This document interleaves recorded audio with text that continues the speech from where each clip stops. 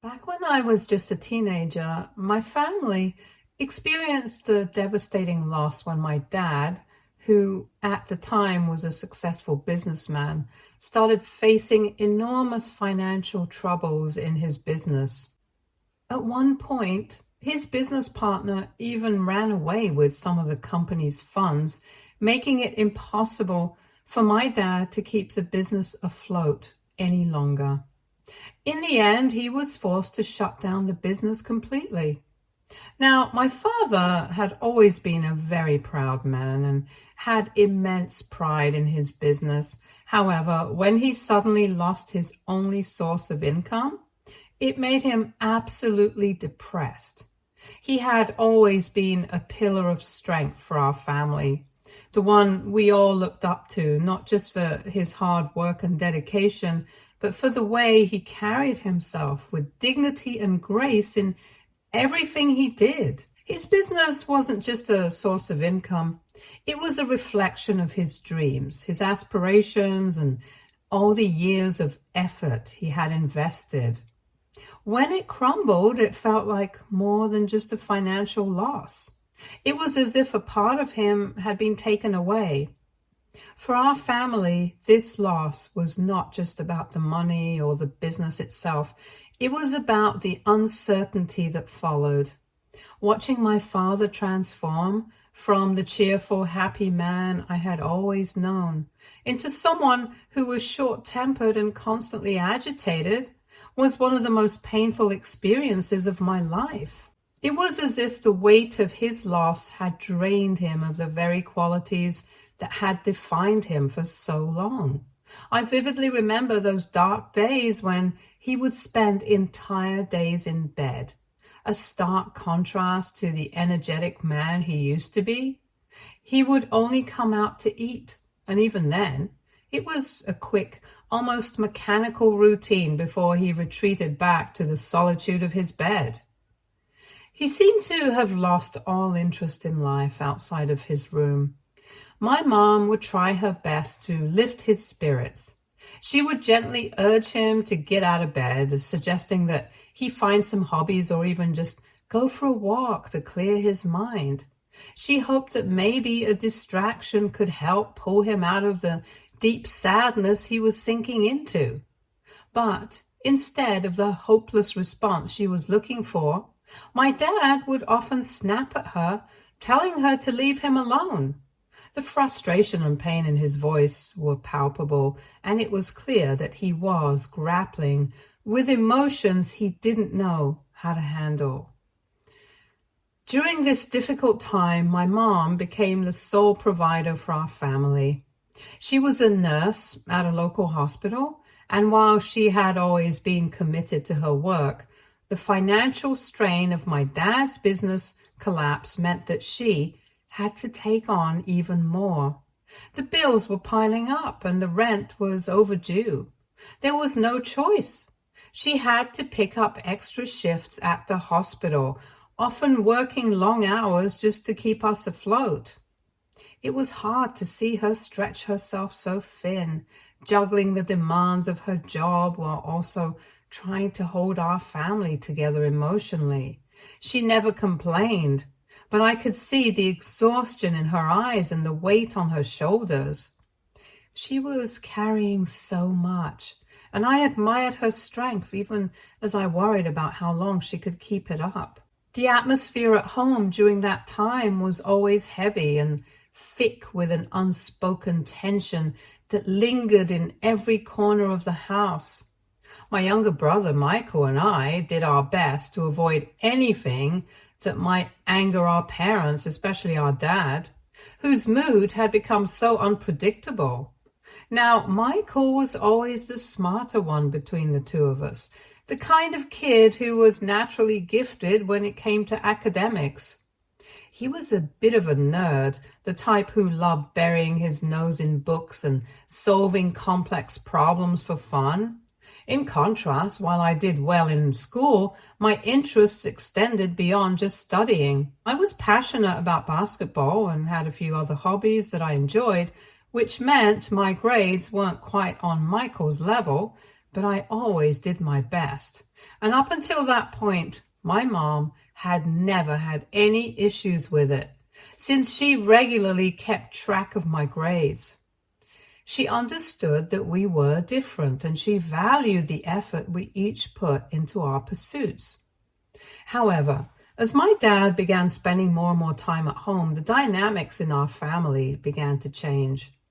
He suddenly had a newfound interest in our grades and would make comments about how I clearly wasn't working as hard as Michael, pointing out the differences in our academic achievements.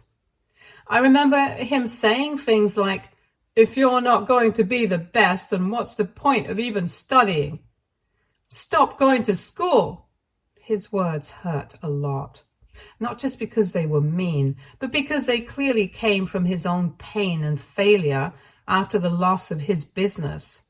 It was as if he was projecting his feelings of inadequacy and loss onto me. It hurt to see him so disillusioned and to feel like I was somehow contributing to his unhappiness, even though I knew deep down that wasn't the case. I tried to focus on my studies more, hoping to impress my dad, but it was just never enough. If my mom ever showed any appreciation for my grades, my dad would quickly undermine it with taunts, insisting that there was nothing to be proud of when the grades could be much better. At first, my mom would try to defend me, reminding him that I was doing my best and that every achievement, no matter how small, deserved recognition. But as time went on and as my dad's taunts grew more frequent and intense, something changed. Slowly, she started to join in with him, echoing his comparisons between me and Michael. They both began to tell me almost daily how much better my younger brother was doing than me and how I needed to step it up if I wanted to keep up with him in life. My dad would remind me almost every day how I was always lesser than Michael. The comparisons felt relentless, and they started to seep into every aspect of my life. Eventually, they even banned me from any after-school activities, including playing basketball. They told me that if I wanted to do better in school, I needed to concentrate solely on my studies. So I was forced to give up the sport I loved, the one thing that allowed me to feel free and happy, and devote all my time to schoolwork just so I could be as brilliant as my brother. However, as my parents' restrictions tightened, I began to feel trapped in my own home. I was constantly on edge, waiting for their next criticism or comparison. I started to feel depressed, overwhelmed by the sense that no matter what I did, it would never be enough. There was no time for rest or relaxation. It was just a continuous cycle of studying, worrying, and trying to avoid confrontation. My dad would check up on me constantly, making sure I was studying even if I had already finished all my assignments. He would make me feel guilty if I even took a short break. The pressure was suffocating, and it made it hard to focus on anything, let alone enjoy the things I used to love. I became so jittery around my parents that I started recognizing them by the sound of their footsteps. If I heard my dad coming up to my room, I would immediately scramble to cover my comic book with a textbook, pretending to be studying even when I had nothing left to study. I was terrified of being caught wasting time and afraid that he would accuse me of being lazy or not taking my studies seriously. The constant fear of disappointing them, of being compared unfavorably to Michael, consumed me. This fear and anxiety bled into every part of my life. I felt like I was walking on eggshells, never knowing when the next criticism would come or what I would be accused of next. I began to lose interest in everything, even the subjects I used to enjoy, because they were now just another source of stress. The joy I once found in learning and in playing basketball was gone, replaced by a deep sense of inadequacy and guilt. I became a shadow of who I once was, constantly striving for an approval that seemed more and more unattainable.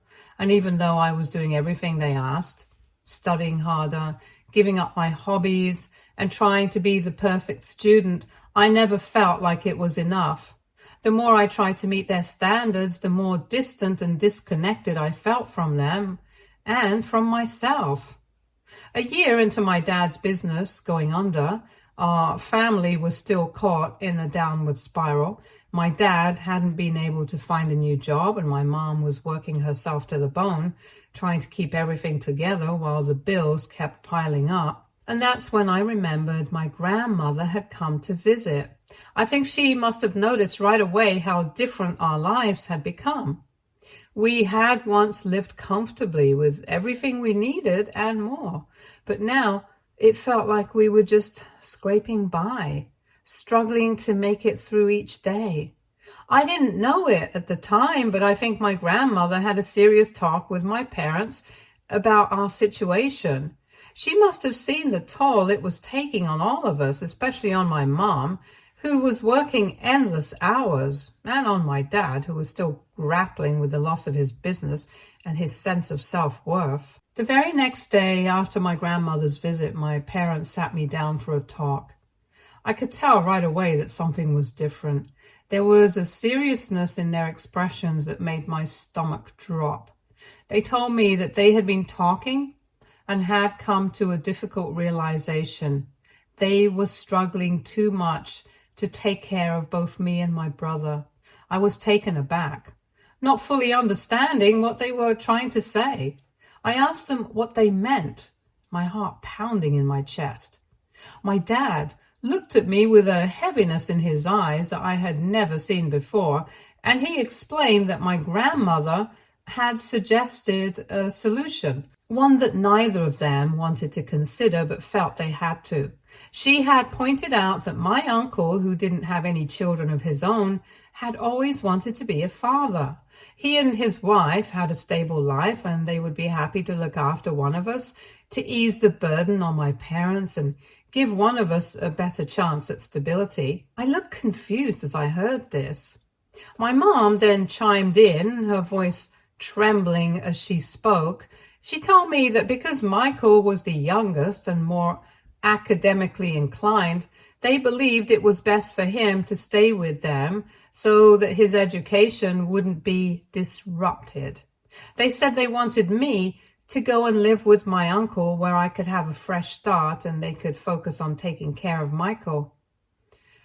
Hearing this, I felt like the ground had been pulled out from under me. I was shocked and hurt.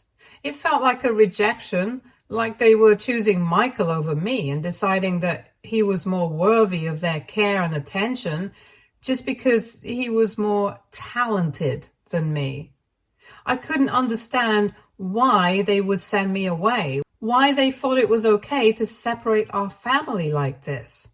I had always done my best despite everything that had happened, and now it seemed like none of that mattered.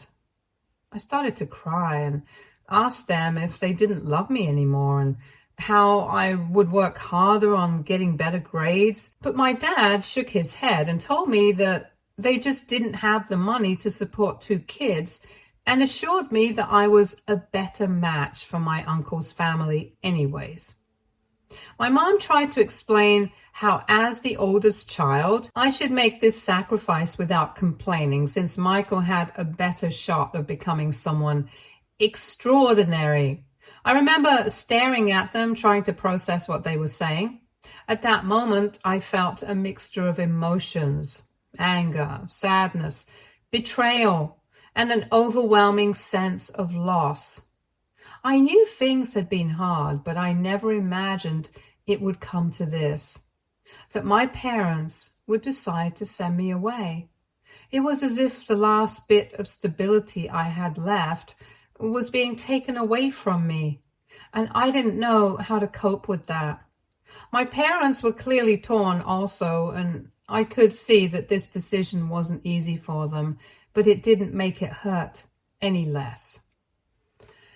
In the end, I had no choice but to pack my bags and move to my uncle's place when he came to pick me up. The day he arrived, the reality of the situation finally sank in, and the weight of what was happening became almost unbearable. I remember crying a lot when it was time to say goodbye to my brother, even though I knew I would still see him at school. The thought of not being together at home, of not sharing the same space, was heartbreaking. Michael was devastated too. He couldn't understand why our parents were doing this, why they were separating us when we had already been through so much together. I kept hoping that this was all just a bad dream, that I would wake up and things would go back to the way they were. But unfortunately, there was no waking up from it. My parents did hug me before sending me off, and while I could feel the sadness and regret in their embrace, it didn't ease the hurt. I knew they were struggling and that they thought they were making the best decision for everyone, but that knowledge didn't make the goodbye any easier. When I arrived at my uncle's place, it felt both familiar and strangely foreign at the same time. I was comfortable around my uncle and his wife. They had always been kind and welcoming, and I had spent considerable time with them over the years. But this time, things were different. This wasn't just a visit. This was supposed to be my new home. I couldn't help but wonder how many years I would be living here, away from my parents and brother, away from the life I had known. My uncle and his wife did their best to make me feel welcome. They were kind and tried to make the transition as smooth as possible. The first few nights were the hardest. I would lie in bed, staring at the ceiling, overwhelmed by the unfamiliarity of my surroundings. I missed my old room, the sounds of my brother moving around next door, and even the creaks of the floorboards that I had come to know so well. I missed my parents, despite everything that had happened. The hurt was still fresh, but there was a deep part of me that longed for the comfort and familiarity of my family. As the months went by, I made an effort to adjust and make the best of the situation. My uncle and his wife were incredibly supportive, and they went out of their way to help me feel at home. It wasn't easy at first. There were moments when the homesickness hit hard, and I longed for the familiarity of my old life. But gradually, I began to see the advantages of living with my uncle. One of the biggest differences was that, unlike my dad, my uncle didn't get angry with me over small things. He was patient and understanding, which made me feel less anxious and more at ease. Although my aunt was strict about making sure that I did my homework every day, she also encouraged a healthy balance.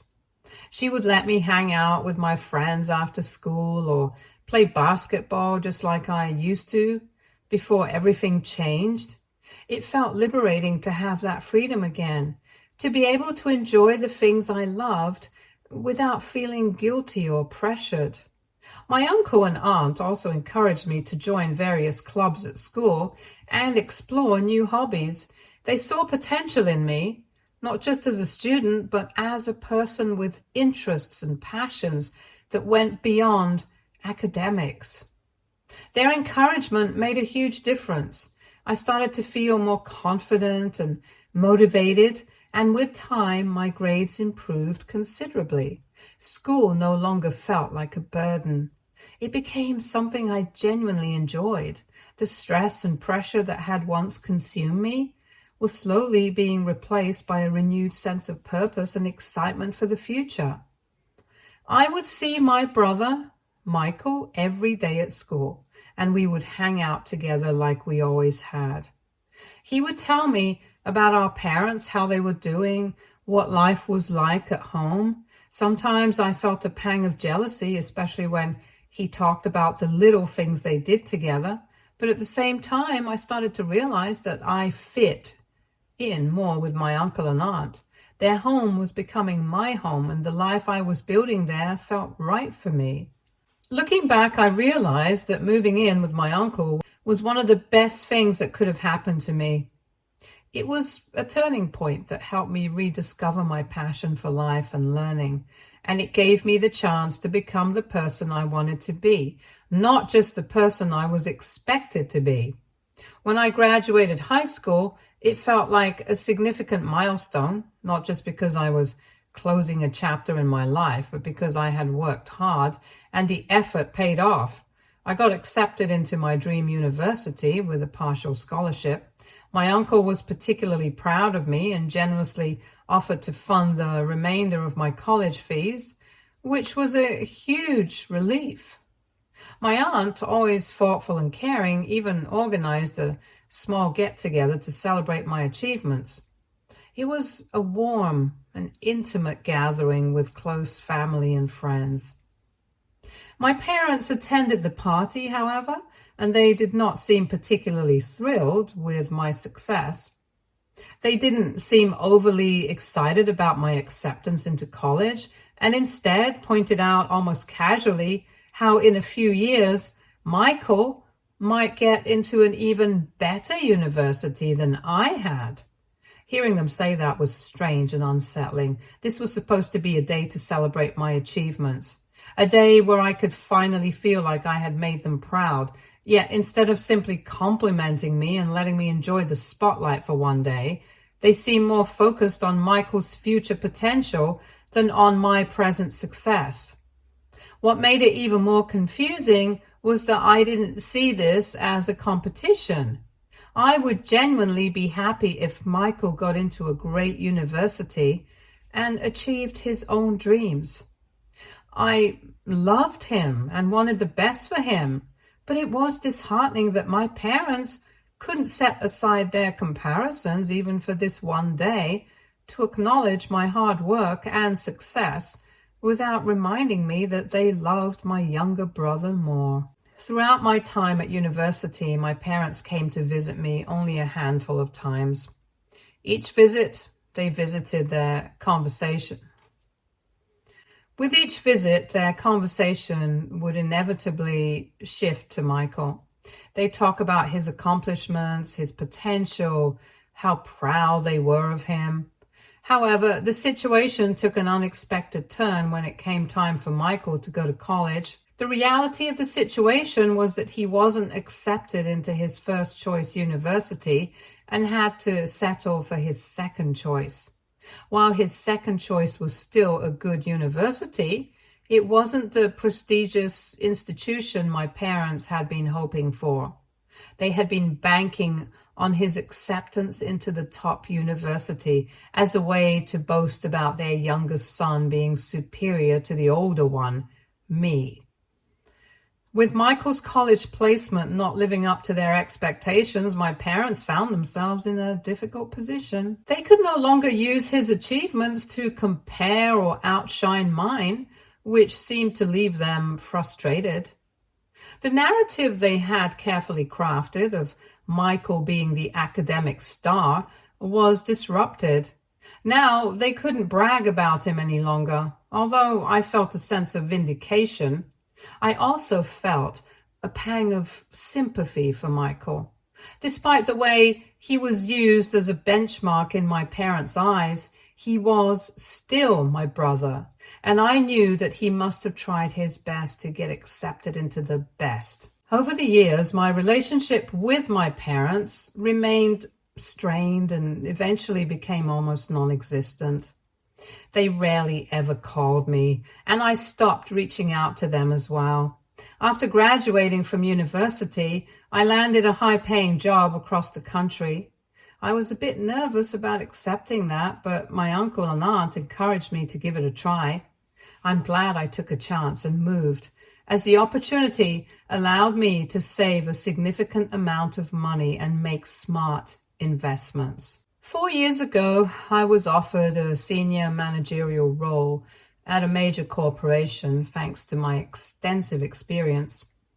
The salary boost has been more than sufficient for a luxurious lifestyle, and 2 years ago, I achieved one of my biggest dreams by purchasing my own home. While I haven't gotten married or had children yet, I've chosen to spend my money on myself and the things that make me happy. Meanwhile, I haven't forgotten about my uncle and aunt. I regularly keep in touch with them and make sure to send them birthday gifts and Christmas gifts each year as a token of my appreciation for everything they've done for me. I've also stayed connected with Michael, my younger brother, and continue to support him. Last year, Michael shared some troubling news with me. He had been laid off from his job at a tech company due to the economic downturn and the ongoing job crisis. Since then, he had been working on starting a business with a friend, but the venture wasn't progressing as smoothly as they had hoped. Given the challenges he was facing, he reached out to me for financial support, asking if I could invest in his business. Even though I didn't have detailed information about his business plan, I decided to invest in it blindly. My primary motivation was to show my support for Michael. I understood how tough the situation was for him and wanted to help him get back on his feet. I didn't even care if the business was going to fail because all I wanted was to have my brother's back. Fortunately, his business has started performing well, and although it hasn't taken off yet, my brother is really grateful that I believe in him when no one else did. This year, my family decided to host a grand birthday party for my grandma's 75th birthday. I was really looking forward to it, eager to reconnect with everyone after so many years. I flew down excitedly, ready to catch up with my family and celebrate the milestone. Over the years, I have changed a lot. My style, my appearance, and the way I spoke have all evolved, reflecting the comfortable and successful life I have built for myself. My parents, who hadn't seen me in 10 years and hadn't even made any effort to stay in touch, were visibly shocked by the changes. My mom awkwardly greeted me with a warm hug, which was nice. My dad, on the other hand, seemed more reserved. He nonchalantly started asking questions about my job and position, and I could see the surprise in their eyes as I shared the details with him. I mentioned that I had even bought a house for myself, which took my dad by surprise. He immediately scoffed and expressed disbelief, implying that it wasn't possible for me to achieve such a huge thing. This pissed me off, so I told him that I would never lie about owning a house and that not everyone is a loser who depended on his wife for financial support like he had for all these years. This comment took my dad by surprise. However, before he could argue, I went on to add, "Growing up, your lack of faith in me was incredibly painful. It felt like no matter what I did, it was never good enough. I faced constant criticism and was always compared to Michael. However, I am not that little boy anymore. I am doing quite well for myself. Not that I have to prove it to you, but the fact that you can't recognize my achievements, even after all the things I've done, speaks more about your inability to see beyond your own insecurities than about me. It's clear that you still struggle with accepting my success, and frankly, that's your problem, not mine." My dad looked taken aback, since he clearly didn't expect me to push back. I also pointed out to him how I was the only one who had invested in his talented son's business when Michael had no other prospects. So my dad needed to get his head out of the gutter and start respecting the person I had become over the years. I knew my words were sharp and that they were likely to hurt. I saw the hurt in his face. However, part of me felt justified in standing up for myself since he had always just dismissed me. Ever since the party, my mom has been calling me, expressing how deeply I hurt my dad with my comments. She has asked me to apologize to him for disrespecting him, since my words left him feeling embarrassed. She says I had no right to point out that he still depended on Mom for money. In turn, I have refused to back down and apologize to him. AITA for speaking the truth to my dad. Update 1. Just to clarify a few things, my dad never returned to work after his business failed. He attempted a few different things, but he didn't like working a regular 9-to-5 job. As a result, my mom has continued to support him financially while he takes on the role of a house husband and does occasional freelance consulting work. Michael is aware of the strained relationship I have with our parents. He has never supported or participated in their favoritism. My brother genuinely loves me and has always tried to support me whenever he can. Back when our parents sent me to live with my uncle, Michael was still young and couldn't do much to help at the time. I think the main reason that my parents clearly disliked me is because I remind them about their failures. They clearly abandoned me when things got tough, hoping that by getting rid of me, all their problems would be gone, or at least that their lives would improve. However, they continued to face financial difficulties while I thrived under my uncle's care. It must have felt like a slap in the face for them. Also, they never expected me to become successful in my life, so they just can't wrap their heads around it. My uncle and aunt never pressured my parents to take me back, as they were genuinely happy to have me with them. They consider me their son, though they never imposed themselves on me and allowed me to shape our relationship on my own. Over the years, they've observed my parents' favoritism towards Michael, and I think that's why my aunt and uncle have been so fiercely protective and loving towards me. They provided me with everything that my parents could never give me. Update 2. I agree with a lot of you all that I should not have to apologize to my dad when he was the one who had been rude to me. Hence, I decided to write an email to my parents detailing how I felt about them all these years and how disappointed I am that they never apologized. I wrote this email from the bottom of my heart and recounted each and every incident that I remembered where they had failed me as parents. I told them how desperately I needed them as a child, yet now I couldn't care less about their existence since they had always abandoned me. After reading my email, I guess it must have opened their eyes to how deeply they had hurt me, because my mother called me, crying and apologizing for ever agreeing with my dad and sending me to stay with my uncle.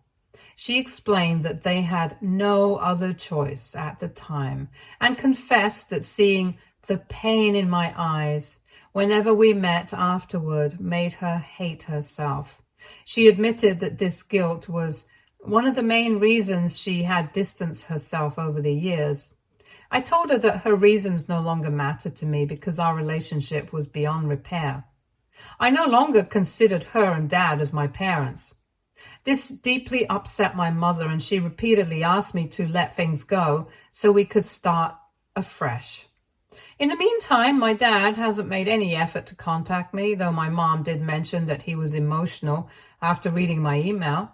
I can only hope he feels at least some remorse for what he did to me years ago.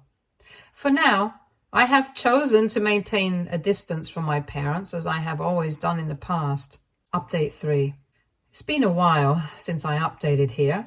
Since sending that email to my parents, I felt a sense of relief and emotional release. It has been a cathartic experience, and I feel much lighter now, knowing that I finally spoke my mind to them.